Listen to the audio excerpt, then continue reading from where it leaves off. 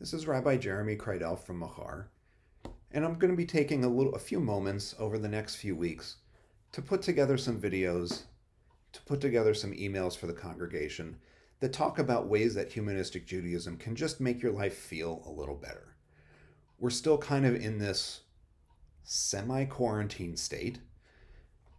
Social distancing is still a thing, and it's difficult. It's difficult to just kind of make things make a little bit more sense. But humanistic Judaism can help you feel better and make life more meaningful, and we'll talk about that over the next few weeks. Humanistic Judaism provides us with lots of tools, with a technology, a set of tools with some kinds of underlying rationales that provide us with ways to make meaning in our lives and to just feel better. And from humanistic Judaism's perspective, that's 3,000 years of Jewish culture. All of it. History, experience, culture, music, food, philosophy, literature, ritual, and ceremony. It's all part of the legacy of Judaism that, as humanistic Jews, we have access to. And one of the tools that Judaism provides that makes life a little bit more meaningful is a nearly 2,000-year-old tradition of gratitude practices. Now, we know from modern psychological research that people who have gratitude practices tend to feel better. It's not that they feel great all the time, but compared to how they might feel, they feel better. And Judaism has a gratitude practice built into it, so it's worth looking at.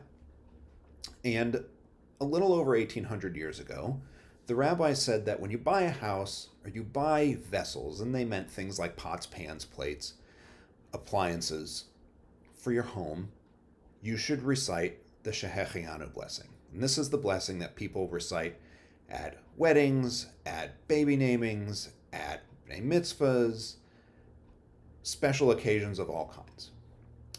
And in its traditional form, this blessing acknowledges the God of Israel as having kept the person who recited this thing alive and brought them to the day on which they're saying the blessing. This isn't an ideology, this isn't a theology that works very well for humanistic Jews.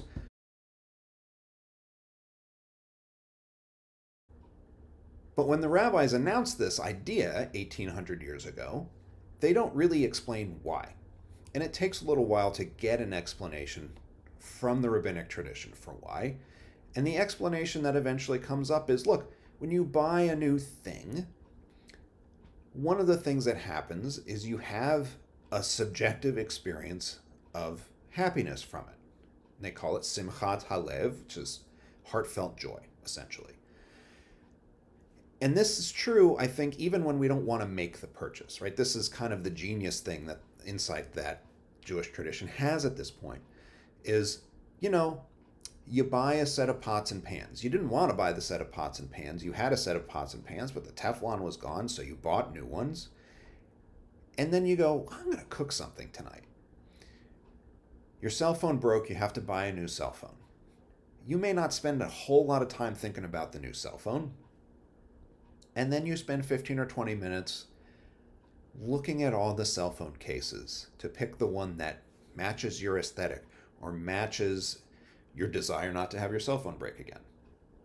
Or your car is totaled. You have to buy a new car. Really, people aren't always all that happy about having a car totaled and having to buy a new car. And so maybe you begrudge the purchase a little bit. And then you go, oh, but I could use a new cell phone charger. Oh, and I'm going to need an organizer for the console. And then you go out and you buy a few more things for this car that you really didn't want in the first place. And the rabbi's genius here is that they saw this and they said, you should honor the purchase. Not just the purchase of the accessories, but the purchase of the thing. The original thing, the car or the phone or the pans or whatever it is. And so they said, at the moment of purchase, that's when you should recite this Shehechianu blessing. And there's a kind of a recognition that there's something emotionally happening when you do this. Maybe it's pride, maybe it's satisfaction, and it's not every time, but you should recognize it each time, even if you don't have the subjective experience. And it's just an odd feature of how we respond to these things. And that's what the rabbis were hooking into. We can do this kind of thing as humanistic Jews, and there's a catch to it. And the catch is that it's not magic. You need to know what you want to be thankful for, or what you think you're thankful for, or what you want to try to be thankful for.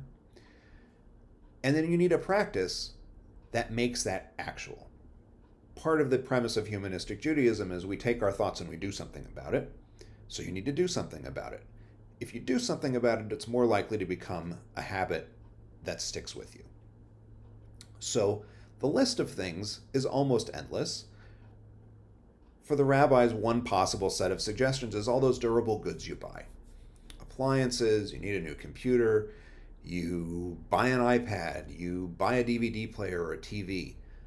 I get very excited about buying books. So books are a thing that I would go, I bought a new book, right? That's kind of a banner moment. I want to mark that.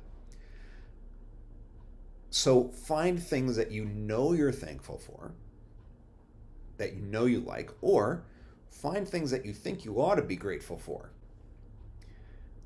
You're able to buy groceries for the week. You're able to renew your prescriptions, right? There's the possible lists really are endless. And you want to just kind of focus on one or two things because otherwise it really is overwhelming. I can't say thank you for everything every day. How am I going to remember? So focus on a couple of things. And then the other part is to use the technology by doing something. So people who are meditators, if you don't have a gratitude practice, a gratitude focus in your meditation, well, here's your chance to add one. If you are somebody who journals, you can journal it. You can use a journal, by the way, to identify the things that you want to be thankful for. You can even do that if you're somebody who works in a setting where you bill your time.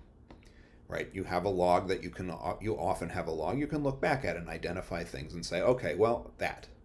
Or you can remember something associated with it. Oh, I went to lunch that day with so-and-so. That was a good moment. I want to mark that. And then you got to say something or do something.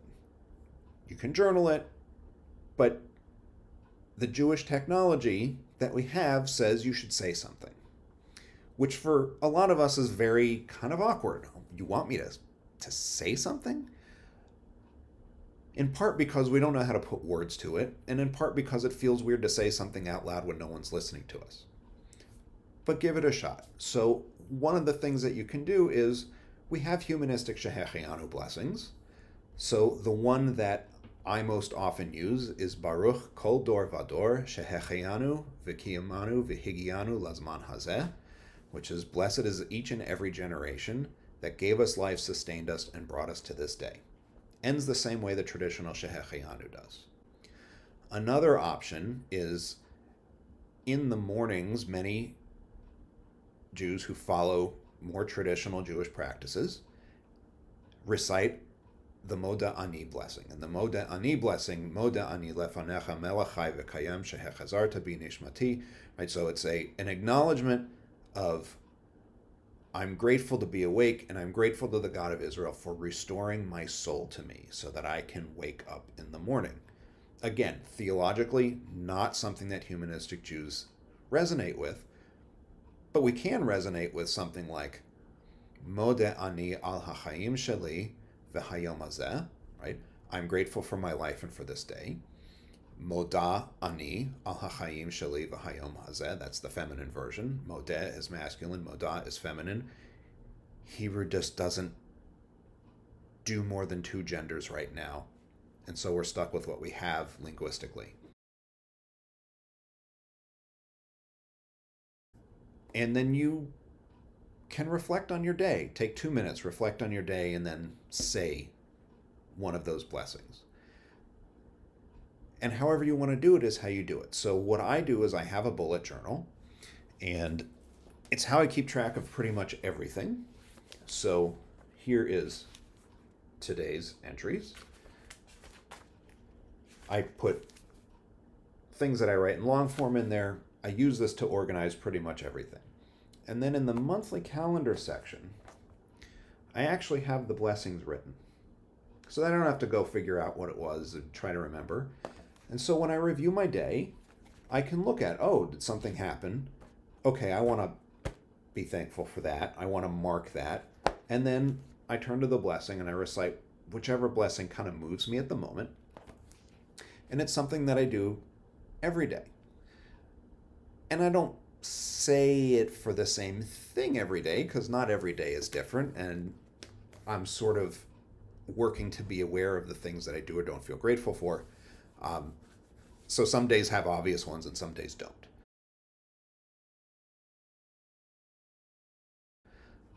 But it's an opportunity to stop and to think, and it's a practice. It takes a couple of minutes and it's done, but it helps me feel a little better. And by figuring out what it is you do feel gratitude for and what you don't feel gratitude for, and those things will change over time, it helps you make a little bit of meaning by figuring out what matters to you. So this is one of the tools Humanistic Judaism has at its disposal, and it's one you might want to consider adopting.